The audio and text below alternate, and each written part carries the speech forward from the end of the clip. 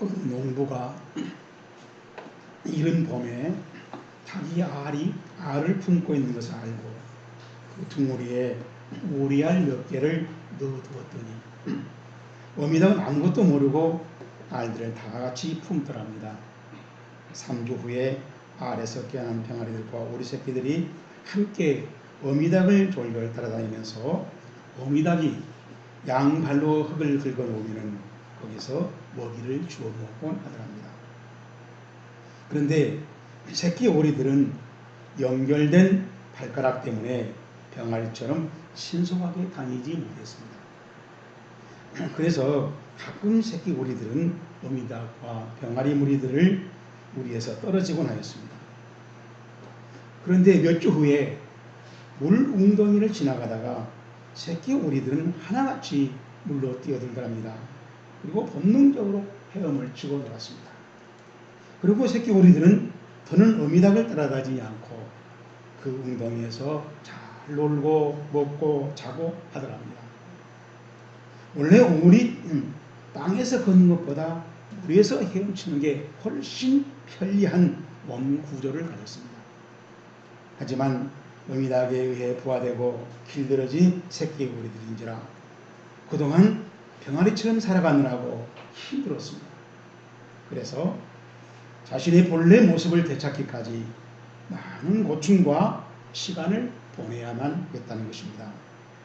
바울시대 갈라디아 교인들도 병아리인 양 살아가려는 새끼 오리들처럼 신앙생활을 하려고 다시 유대 전통인 유대주의로 율법주의로 돌아갔다는 것입니다.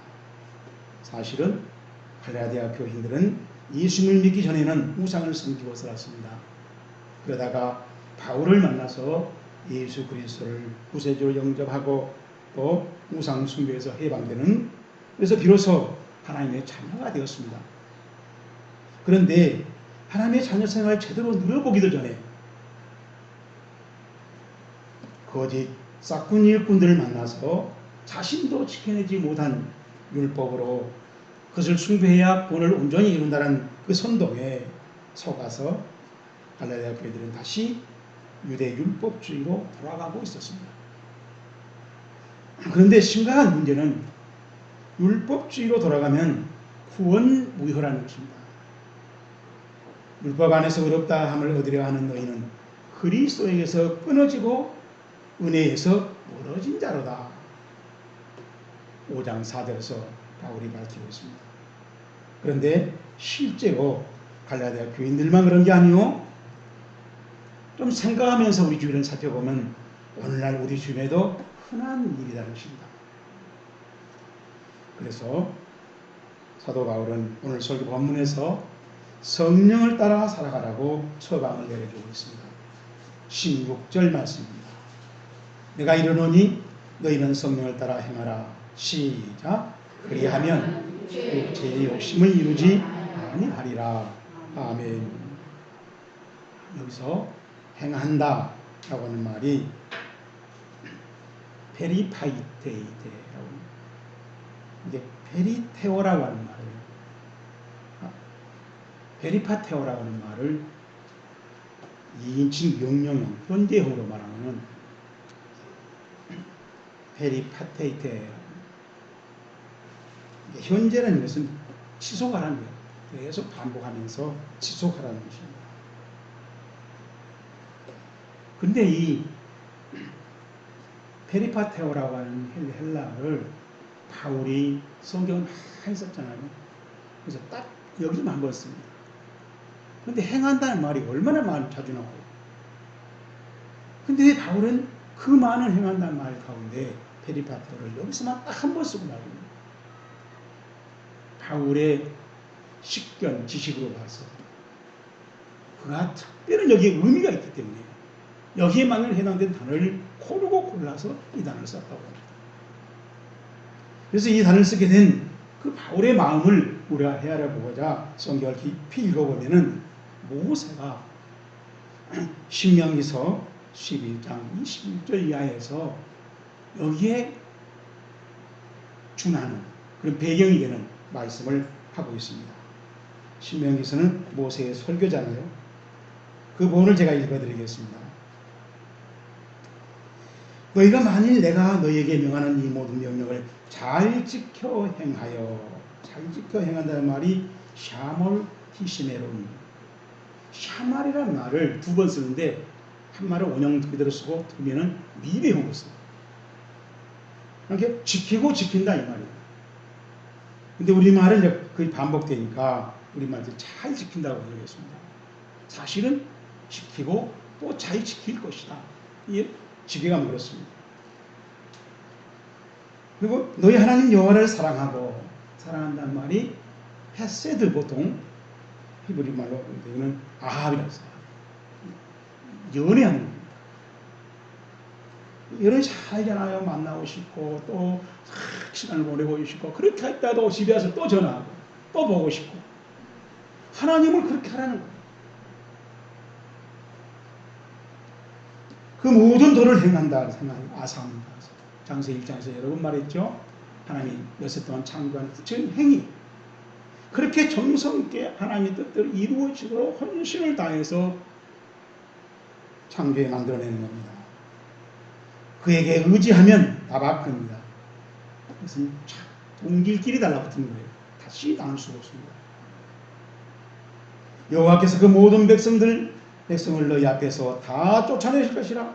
너희가 너희보다 강대한 나라들을 차지할 것이다. 다 쫓아내주고 강대한 것을 우리에게로 만들어주기를 바란다면은 잘 지키고 또 사랑하고 의지하고 이런 것을 잘하는 겁니다. 모세가 그렇게 설계한 겁니다. 그런데 이 모세가 한 말은 키라는 말로 시작해요. 왜냐하면 근거를 밝힌 겁니다. 이유를 밝힌 것입니다. 제가 이제 은퇴할 때가 됐지만 여러분이 설교를 들으면서 깨달은 데 눈치를 챘는지 모르겠지만 저는 항상 근거를 밝히려고, 이유를 밝히려고, 법칙을 밝히려고, 하나님의 뜻이 어떻게 이루어진가 그 원리를 밝히려고 했었어요. 그래서 저는 믿으시면 아멘 하시기 바란다 이런 설교 안 씁니다. 그런 설교가 안 써요. 여러분이란 말도 안 썼어요.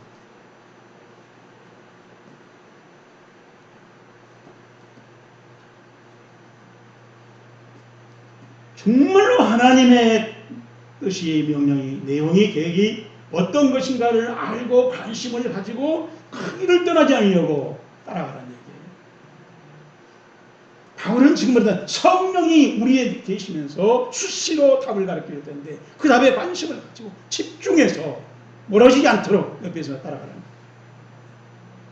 그 말이 16절이에요. 사도 바울이 본문 16절에서 너희는 성령을 따라 행하라 라고 하신 이 말씀은 성령의 사람으로 살아가라 라는 뜻이에요. 그렇다면 성령의 사람은 어떤 삶을 살아갑니까? 오늘 우리 주변에 성령 충만하던 사람이 많잖아요. 그 사람들이 과연 바울이 생각하고 있는 성령의 사람으로 살아가는가? 구별할 줄 아느냐고, 구별할 수 있느냐고. 예수님의 설명을 직접 들어봅시다. 요한복음 14장 20절에 보혜사 곧 아버지께서 내 이름으로 보내실 성령 그가 너에게 모든 것을 가르치시고 내가 너에게 말한 모든 것을 생각나게 하시라. 성령님이 우리를 가르쳤던 것이 생각나게 한다는 것입니다. 진리의 성령 오시면 그가 너희를 모든 진리 가운데로 인도하시려니 장래일을 너에게 하시라. 항상 우리를 진리로 살아가게 해요. 이제 정말로 성령을 받고 성령의 지배하에 성령에 가까운 사람은 거짓말을 할 수가 없어요. 목사 아니라 목사 할아버지라고 거짓말하는 사람들은 너무너무 많이 봤어요. 제가 어느 그 목사님한테 너무너무 충격을 받아야 되고 한 달간 내가 피똥을 쌌잖아요.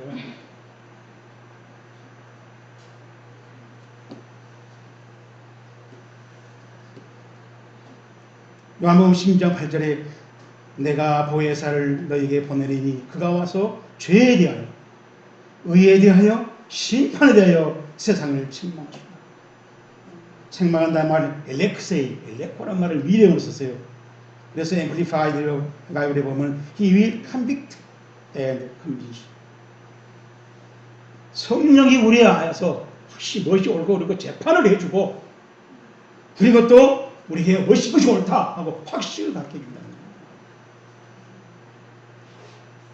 그래서 마태복음 10장 19절에 보면은 너희를 넘겨줄 때 어떻게 또는 무엇을 말할까 염려하지 말라. 그때 너희에게 할 말을 주시니 말하는 이는 너희가 아니라 너희 속에서 말씀하시니 곧 너희 아버지의 성령이시니.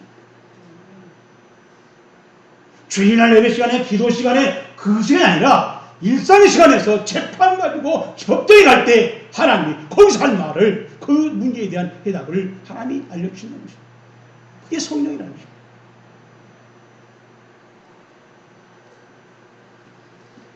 그래서 예수님은 제자들에게 말씀하실 때 성령을 보혜사라고 말합니다. 파라클레토스. 영어 성경은 대부분 카운셀러라고 번역했어요. 다른 사람에게, 다른 옆에 무엇에게 잘 되도록 도와줍니다. 우리 축구에서 어시스트 한다고 읽었어요. 네가 공을 넣어서 골인 시키라고 잘 도와줍니다. 공을 보내주는 겁니다. 성령이 그렇게 한다는 거예요. 성령 자기가 하지 않습니다. 우리한테 하라고. 우리가 해서 성공하도록. 그 축구공을 넣은 사람들 보세요. 얼마나 뛰고, 자기 보여주고, 옷을 걷어 올려서 뭘 보라 보여주고 난리잖아요. 그렇게 기쁜 희열을 맛보도록 성령님이 우리에게 기회를 주고 주인공으로 만든다는 것입니다.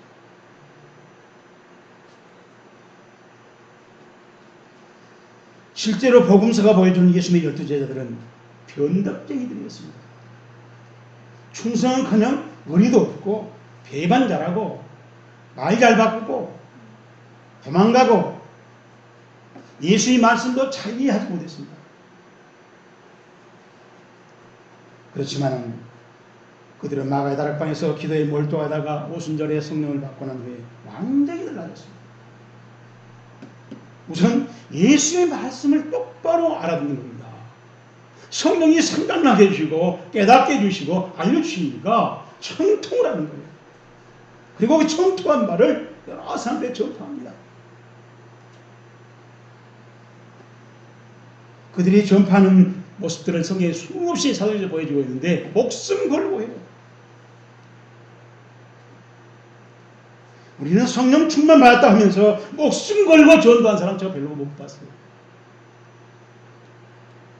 우리 목사님들은 특히 교인들한테 가서 전도하라고 하지 내보내지 자기는 그리고 전도하고 오면 라면 끓이고 있고 난 그런 목사 봤어요.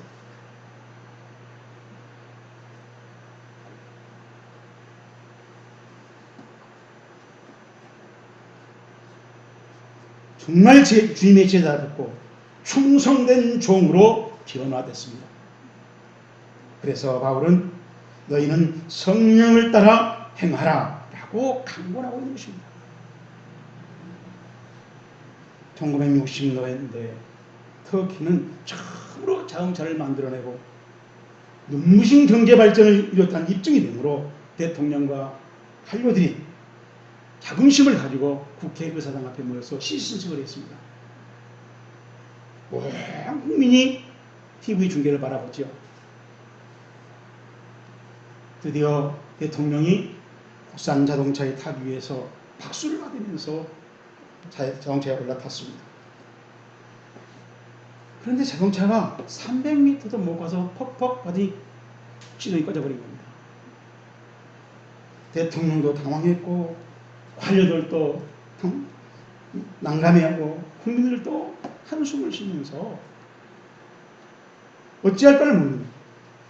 그때 기술자가 뛰어와서 자동차를 점검하더니 머리를 긁으면서 각하 죄송합니다. 너무나 흥분한 나머지 연료를 안 담았네요.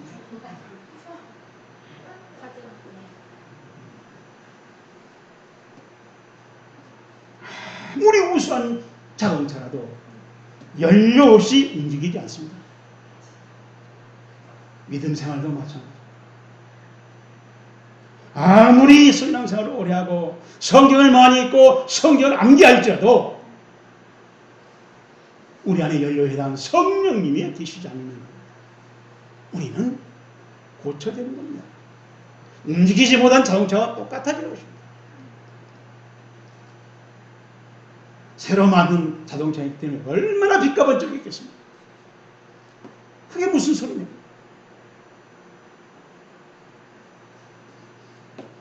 하나님의 자녀 삶에 성령님께서 우리를 성전 삼고 계시면서 우리에게 생각나게 해주시고 가르쳐 주시고 확신을 주시는, 판단해 주시는, 이것은 우리 신앙생활의 필요 충분 조건이라는 것입니다. 자, 그러면은 성령의 사람으로 살아가려면 어떻게 신앙생활을 해야 하는가? 설교 본문을 저랑 같이 살펴보면서 그 답을 찾아봅시다. 18절입니다. 너희가 만일 시작 성령의 인도하시는 바가 되면 율법 아래 있지 아니하리라. 성령이 인도하신 바, 바울이 말한 말을 그대로 읽어드리면 퓨르마티 아게세, 퓨르마란 말이 성령인데 퓨르마티 그러면 성령에게라는 역격이 됩니다. 아게스세라고 하는 말은 아고, 인도한다, 데려간다, 가이드한다, 그런 뜻의 말을 명령 수동태로, 현재 수동태로 쓴 겁니다. 그래서 영어 성경에 보면 by the Spirit, by 성령에 의해서 이렇게.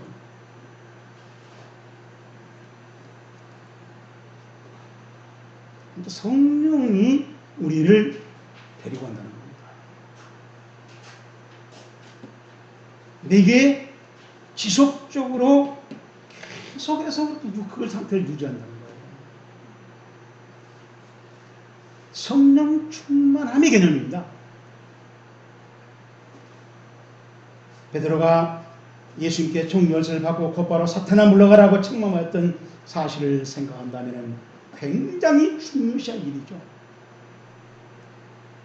더군다나 로마서 8장 14절에서 바울이 말합니다. 무릇 하나님의 영으로 인도함을 받은 사람은 곧 하나님의 아들이라 하였습니다.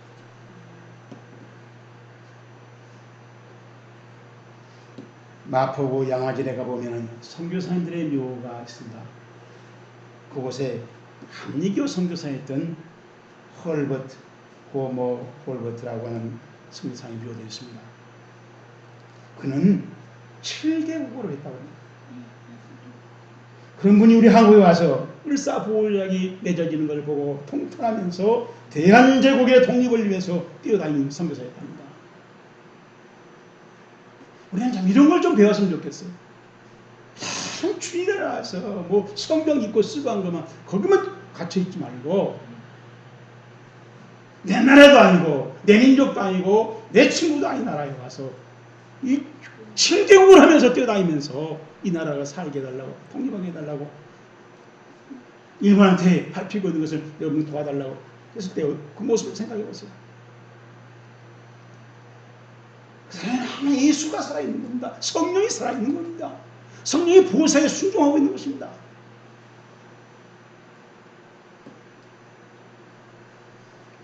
그러다 그는 결국 우리 한국에서 눈을 감았습니다. 그가 평소에 한 말입니다. 나는 영국의 웨스트민스터 사원에 묻히는 것보다 한국 땅에 묻히기를 원한다. 얼마나 한국에 관심을 갖고 한국에다 정열을 썼고 한국을 사랑했겠으면 이 땅에 죽고 싶다는 거예요. 그게 성령이 주시는 마음입니다.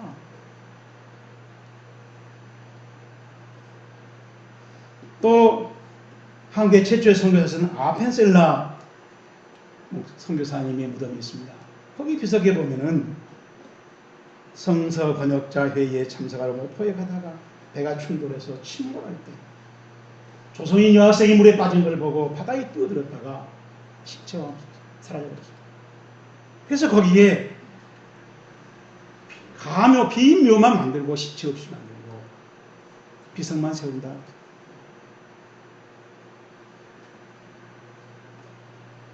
내 나라도 아니고 내 친구도 아니고 내 가족도 아닌데 어떻게 그렇게 헌신할 수 있었을까요? 그것은 자기 십자가를 지닌 신앙상입니다. 그 선교사님들은 성령 보혜사에 순종하는 그리스도인이었습니다. 그게 진정한 그리스도인이요 성령 충만한 신앙생활을 하는 것입니다. 이것을 한 번이라도 시도할 수 있기를 주님으로 축복합니다. 두 번째로 22절 말씀입니다. 오직 성령의 열매는 사랑과 희락과 화평과 오래 참과 자비와 양성과 충성과 온유와 절제니 시작 이 같은 것을 금기할 법이 없느니라. 아멘. 성령의 열매를 맺으라는 것입니다. 그런데 이 말씀이 중요해서 많은 목사님들이 강조하고 소개하는데, 그래서 이 말씀을 자세히 보면은 헬라어로는 포데 카르포스투 필마토스 에스틴, 바울이 이렇게 말하고 이제 그리고 아가페, 조이, 에이레네 뭐 이렇게 나가거든요. 호란 말은 단수를 말해 그거. 그런데 카르포스가 열매입니다. 복수로 말하면 카르포이스 그래야 돼요. 근데 카르포스 그래서 하나가 열매. 성령의 열매, 단 하나 된 열매. 그래서 동사 에스틴을 단수로 썼습니다. 에스틴.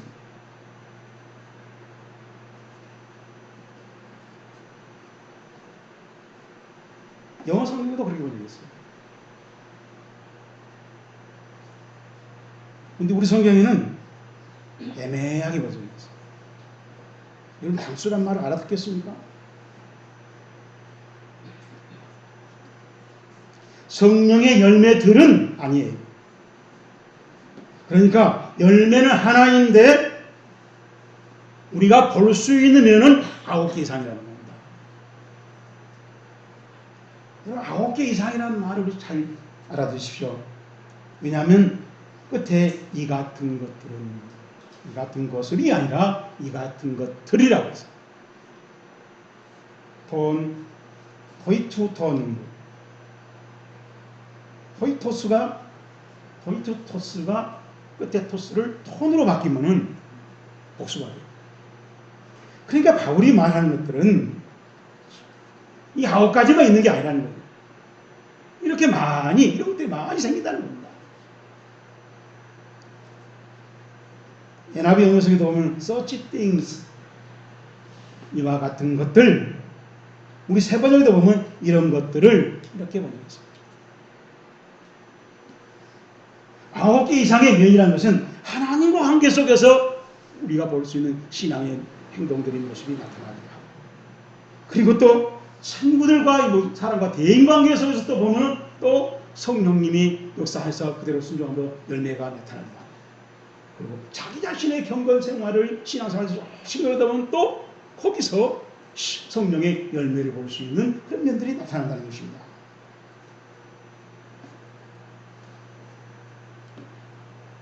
그런데 우리는 15개의 열매만이 아니라 거기에 많은 열매도 있지만 바울이 다 쓸 수가 없으니 이 같은 것들이라고 말합니다. 그래서 이 15개와 그 외의 것들이 많이 있는데 그런 것들을 보면은 성령 열매에 해당하는 것들을 보면은 대개 세상에서 만족하고 즐기고 자랑하고 그래가지고 그것을 축복이나 은혜와 합리화시킨 것들이에요. 그것들이 대부분입니다. 그렇다면 우리는 누구든지 그리스도인의 삶을 보면 성령의 사람인지 육체의 사람인지 금방 구별할 수 있다는 거예요.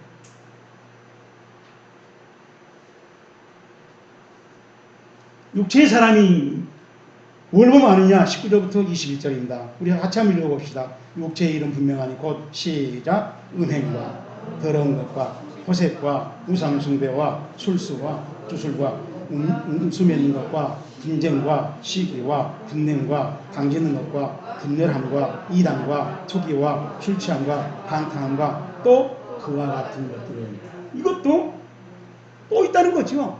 그게 이런 식으로 그와 같은 것들이라고 했습니다. 우리 성경이 복수를 잘 번역 안 하는데 이거는 해놨습니다.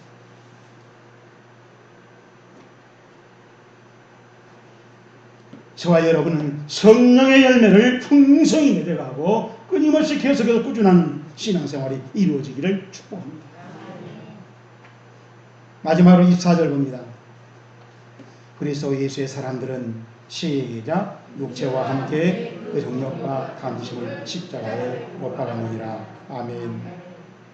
자, 이 말씀을 보면은 인간은 두 유형이라는 것입니다. 성령의 인간과 육체의 인간. 예수 그리스도를 구주로 믿고 영접할 때 그 사람은 중생한다고 그러죠. 영어도 again born이에요. 성령은 그 사람을 성전 삼고 사십니다. 인간이 만든 컴퓨터나 로봇은 사람이 프로그램대로 조작해 놓은 대로 그대로 움직여요. 컴퓨터 지가 뭐 결정을 하고 거기에서 판단해 가지고 조작을 하고 그러지 못해요. 그렇기 때문에 기계입니다. 그런데 하나님은 그리스도인에게 자유를 주시고 네가 상황에 맞춰서 어떤 것이 더 하나님께 영광이 되겠는가를 창의적으로 판단해서 행동하라는 것입니다. 그게 자유예요.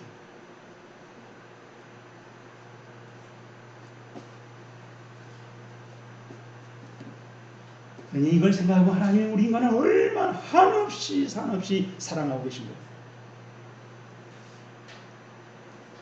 만약에 부부가 기계처럼 살아간다면 비극 자체이죠. 우리의 자녀들이 로봇처럼 산다고 해서 얼마나 예통 터지겠습니까?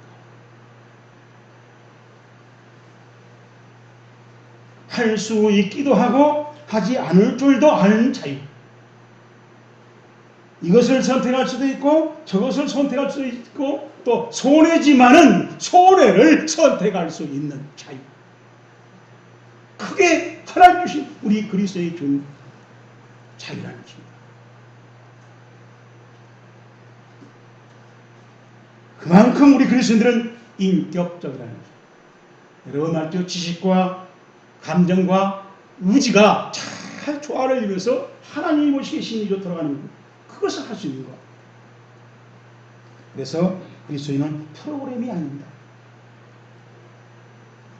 그런데 우리 인간의 육체의 나는 이미 범죄에 익숙해 있습니다.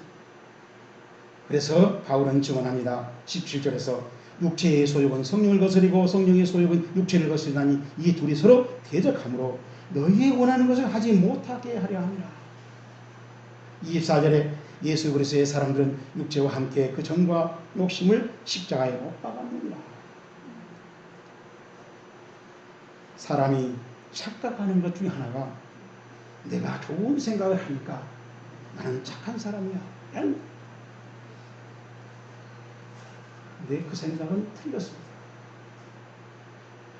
바로 자기가 좋은 생각을 했다라고 하는 그 좋은 생각의 기준이 자기예요. 내 입장에 내게 유익되도록 한다는 것입니다. 그리고 설령 그런 좋은 생각을 했다 하더라도 실제로 하는 것은 우리 마음의 소원대로 된 게 아니고 악한 것이 이겨서 악을 하게 한다는 것입니다. 그러니까 틀린 것이죠. 우리 아직 행동하기 전에 좋은 생각만 가지고 좋은 사람이 오게 되지만은 실제로 좋은 생각을 실천하기가 얼마나 어렵을까. 이래서 못하고 저래서 못하고 남편 때문에 못하고 자식 때문에 못하고 외손자 때문에 못하고 건강 때문에 못하고 나이 때문에 낚시 때문에 못하고 못하죠.